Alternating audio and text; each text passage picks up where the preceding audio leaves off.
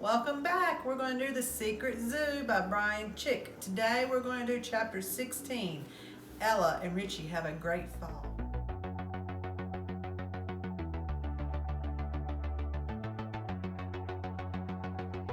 Yeah, Ella said, but since we're about to sneak into the zoo in the middle of the night, I don't think standing in someone's grass is such a big deal.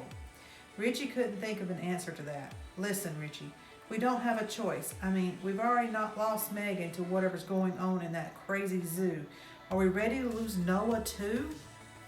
Okay, Richie said, you're right. Ella nodded and sprang into action. With the grace of a gymnast, she jumped, twirled, kicked, and heaved her way up the tree. Within seconds, she reached the branch 20 feet in the air. With some effort, a little time to recoup halfway, and a lot of grunting and whimpering, Richie managed to make his way up.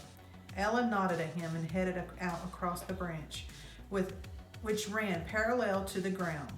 She used some smaller branches that stemmed from it for support and moved easily from one point to the next, stepping over patches of twigs and leaves. In no time, she swung down the concrete wall, which had a wide, flat cap that overhung both sides by a few inches. See, any animals? Richie called out. Ella gazed over the wall. Nuh-uh, it's too dark. You've got your pen light right? Richie patted his chest pocket. Just like a good scout. Okay, your turn. Richie inspected the distance beneath him. Here I come. I guess, he said. He took his first step, slipped, and started to flap his arms to keep his balance. His hips shifted from side to side, and his rear end pushed out in different directions. Richie, be careful! He managed to grab a branch and steadied himself.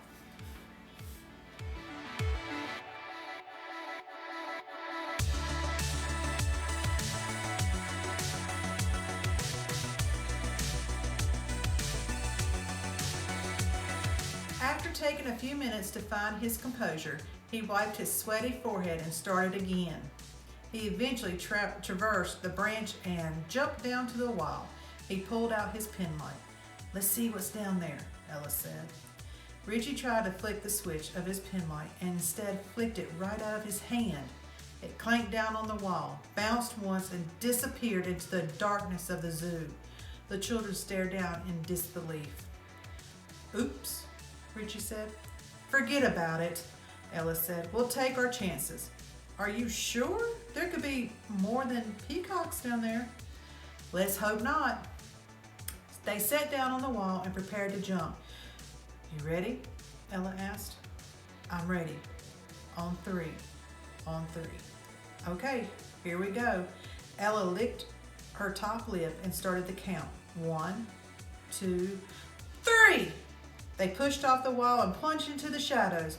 They free fell for what seemed to Ella a very long time, but was probably just a second or two. When Ella hit the ground, bolts of pain shot through her knees. The scouts had landed on a heel, and immediately they started to roll. 10 somersaults later, they came to a stop. Unfortunately, it happened to be in a pool of thick mud. Even more unfortunately, something beside Ella was breathing in her face, grunting an angry animal grunt. It was no peacock.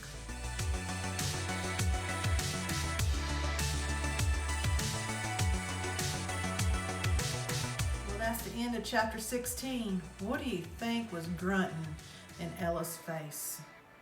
In the mud. I'm going to say hippo. Let's wait and see on chapter 17, The Way to Penguin Palace.